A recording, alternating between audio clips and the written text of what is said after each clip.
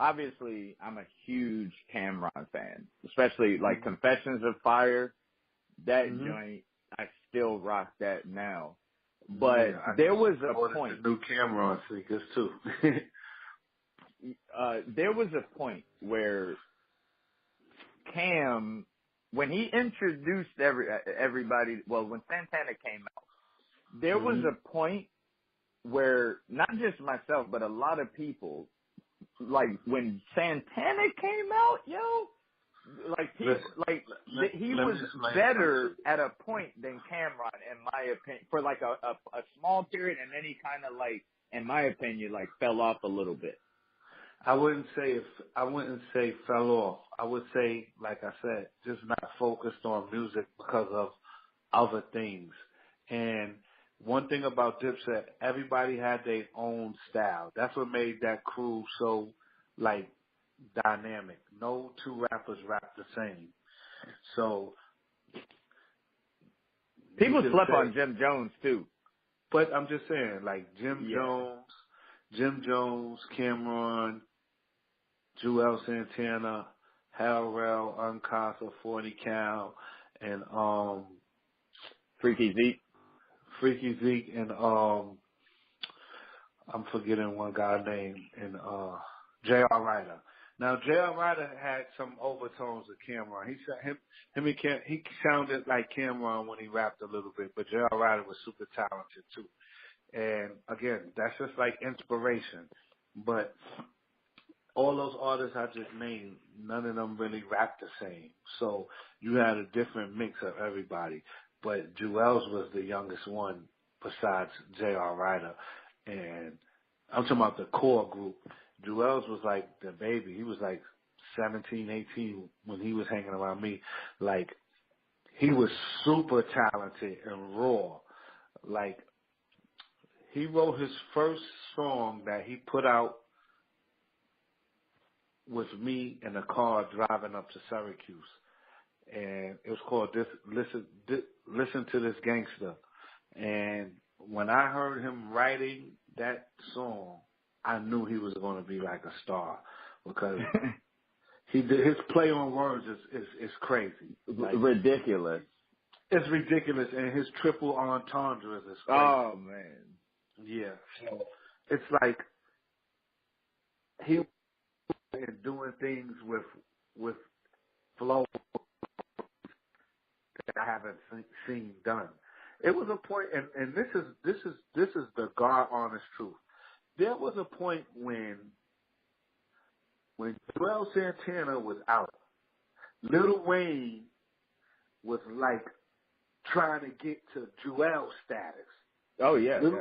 Lil Wayne was like, I'm not like, don't misconstrue the words, but it's like Lil Wayne was trying to get with Joel, like in the studio and be around him and do things like that. Like, Joel's was that dude over Wayne at one point in time. He was. He really was. And Wayne knew it too. Wayne was around Joel's a lot on that rapping shit. And then they did the I Can't Feel My Face album. And one thing about Wayne is a good studier. Like, he studied a lot of the greats and he mixed it in a pot like gumbo. And then when Wayne put out that Color 2, it was over. I don't know what happened with Dipset, and because everybody, their stories are all different when you hear their interviews.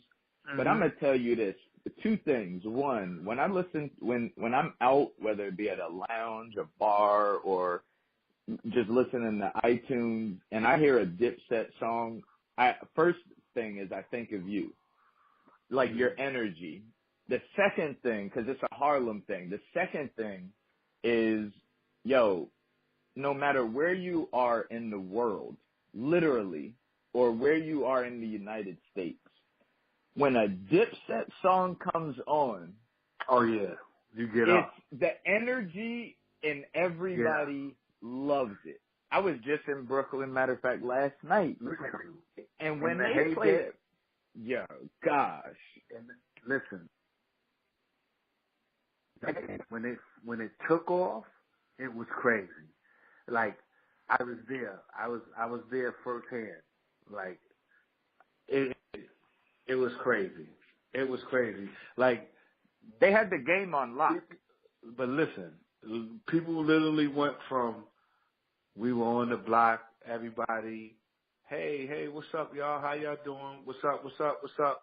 To crowds and kids running up, and you can't walk the streets no more, and you got to tint the cars, and wherever you go, it's mayhem. Like, I seen that transformation, and with all of them, and it was crazy, but they earned it. They earned it. Like, they could have been like the biggest group ever, because one thing they had was they had the lyrics, they had the swag, they had the influence, and they were making money. Like, and they was from Harlem. Like, so they had all the positives with them. But I mean, things happen, and that's not for me to like elaborate on. That's their story. But at the end of the day, I will say it's very rare that you see a rap group where, to say, if it's 4 rappers in the group, 3 of them went platinum, and 3 of them became individual stars on their own. That's very rare. Like, Bone Thugs and Harmony is only good as a collective. Outkast, you would say Andre 3000. G-Unit is only 50 Cent. Like, you could just go on and on with groups. The lot. Lloyd Banks was I like Lloyd Banks at first. Listen, you're saying all right. I'm saying 3 superstars. Yeah, out of you're 4. right. That's unheard of. Jadakiss is really the big one in the locks. Styles is nice. I'm not taking nothing away from him, but he's not on the list. And I don't even think, to me, honestly, as far as swag and influence and presence, Jadakiss ain't touched the levels. None of them touched. That's true. So, like, no. As a group, you would consider that a super group. Yeah, like 50 was talking about I know G-Unit wanted to do, they was like, yeah, we should do a tour, all of us together. But I don't really want that. I just want Dipset. That's all I want. At the time, it would have been a good idea. But now, no. Because G-Unit fell off. Everybody in Dipset, because I still want to actually hear. Like Lloyd Banks, I was on that first album that he dropped. That was dope. I like his first album. I had it. Mm-hmm. The G-Unit first album was dope. Yeah. But I don't care. I wouldn't. They don't have enough hits together or individually where I would want to go see that. They would basically be robbing Dipset if Dipset said we're gonna do it with them. They'll be riding the coattail, in my opinion. Dipset, like I'm telling you, when you hear, and you probably hear it differently than I hear it because you're in it. But when you hear it from the outside, like Dipset. Oh, no, I hear it. They play it in Atlanta. When they go Dipset hour, it gets stupid. it gets stupid. The energy of the room changes. It's like, they got hits, man. They got hits. Yeah. Like for that span of time, they put out quality music, and you got to understand something. They was doing this when it counted. Like, Jay-Z was big. J.D. was big. Like, it was people were big. 50 was big. Eminem was big. Yeah, you're right. when they came out when it counted, like at the end of the golden era. Right before the fuckery started. Mm-hmm. Like they was the last of the Mohegans, man. For real. Yeah. So that was, but so is it true, just for clarity before we get into this sports, is it true with Santana that he's facing charges? I mean, that's I just saw it public on record. Instagram. Is that real or no? He is facing charges, but I don't know the extent of the case or nothing. I can't speak on it because there's nothing in the media, but he is facing charges. That's public, so yeah. Okay. Yeah, I hope. Yeah, I'm a big fan of Santana. Yeah. So when I saw you post that, I'm like, okay, I think I need to. I wanted to check it out, so I'll definitely check it out. But let's get into the sports thing. Yeah, you see, he reposted it too. he replied on there. Okay, yeah, it's Jules Santana, the Mm-hmm. beast, man, beast. I hope everything works out for him too. Yeah, I mean it will. It's like again, it's the energy you put forth on your path. So things will work out for him. It's not the end of the world. So let's get into the sports. Mhm. LeBron James Yeah. is now on the Lakers. Mhm. He signed a 4-year deal, which I was pretty impressed by because he hasn't signed more than a 4-year deal probably since he started. 4 years. We already heard what LeVar Ball had to say, how many rings he's going to get. How many rings? Because you're a Lakers fan, just like myself. Mhm. How many rings out of these 4 years will we be getting?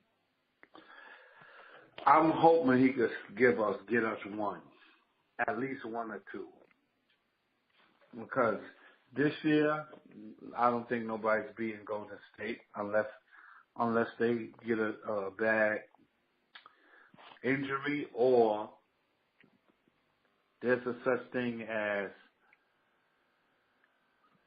success fatigue. Mm-hmm. Now, if that team gets success fatigue or winners fatigue, then someone can beat them. Because the team that they put together, if they play and band together and gel, that's a decent team. But I still don't see no one beating the Warriors. And then if we pick up Kawhi Leonard, then that's a game changer. So that'll be next year, though. It depends. I would say Sai Ujiri from the Toronto Raptors, who is their GM, I believe he's smart enough not to keep him into the regular season like what Oklahoma City did. Like, to me, Oklahoma City gambled and they won, but you don't always win when you gamble, and we know Kawhi wants to go to L.A. So if he's not signed by the trade deadline, if I'm Masai Ujiri, I'm trading him to the Lakers for some pieces. Or if you don't trade him to the Lakers, no one else is going to deal for him because they know they're not going to get nothing for him. And then, in return, the Lakers can undercut the Toronto Raptors. That's why it really wasn't smart to make that trade. But, hey, he did it. So now he got up until the deadline. If Kawhi doesn't like Toronto and he doesn't give him a guarantee like, oh, I'm signing, if I'm him, I'm getting him out of here. I'll take Brandon Ingram. And I'll take Brandon Ingram and a draft pick and maybe someone else. I don't know who else they're going to put in the package, but another question I wanted to ask you, maybe that'll help the package here, is who's starting at point guard? Rondo or Lonzo? That's hard because, well, I would say Lonzo Ball. Who do you want to start? I like Rondo, but I'm gonna tell you why I say Lonzo Ball and why I want him to start. He shoots better than Rondo, even though they say his shot is a little funky, but he does shoot better than Rondo.